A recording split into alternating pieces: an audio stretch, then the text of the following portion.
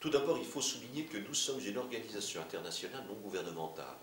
Ce qui veut dire que nous, certes, notre siège est à Paris, mais ce n'est pas parce que notre siège est à Paris que nous sommes français. Nous avons donc un statut d'organisation internationale non gouvernementale auprès de 4 grandes organisations internationales. La première fut le Conseil de l'Europe, puis la Commission européenne, puis l'OCDE et désormais l'UNESCO. Donc nous avons vocation à travailler à l'international, permettant d'analyser les points de fracture et les points d'évolution, je dirais, des acteurs économiques, sociaux et des États. Ça, c'est le premier élément.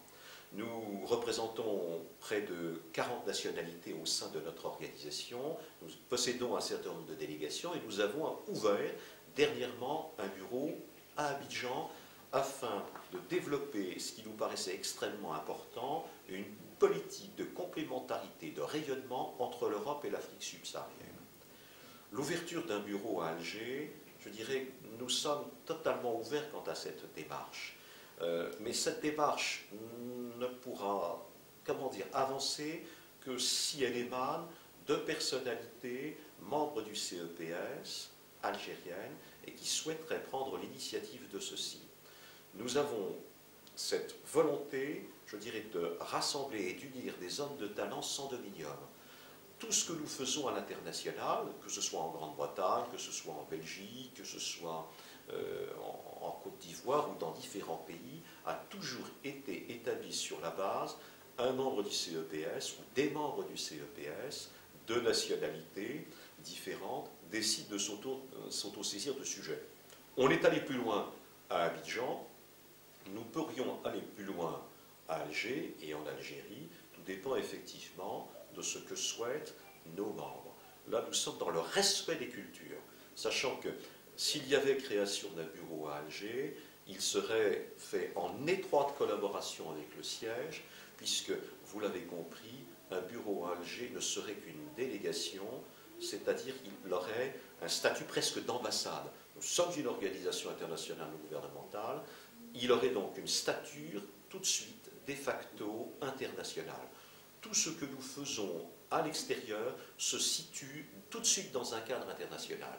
Nous avons vocation, certes, à analyser les cultures locales et faire avancer les choses, mais là, nous avons aussi un souhait, c'est de ne pas, comment dire, faire en sorte que tout ce que nous puissions faire puisse être rattaché à un territoire.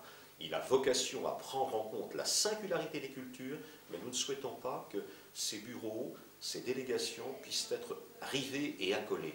Ce que nous souhaitons, c'est l'indépendance de ton, c'est la liberté de proposition. Je vous rappelle le modèle et la clé de voûte de notre organisation internationale non gouvernementale. Nous sommes là pour constater, nous sommes là pour dénoncer, nous sommes là pour proposer. Sachant que nous le faisons toujours, et ceci est très important, dans un sens de construction. Nous ne sommes pas et nous ne rentrerons jamais dans des axes de politique politicienne. Nous nous adressons à des hommes et des femmes de bonne volonté. Nous nous situons dans un état d'esprit, comment dire, de modernité. Nous considérons qu'une démocratie, c'est un corps social en mouvement, ce qui veut dire que la démocratie doit être appréhendée à l'évolution des mentalités et des sociologies. On ne peut plus gouverner des États comme on pouvait le faire il y a encore 20 ans.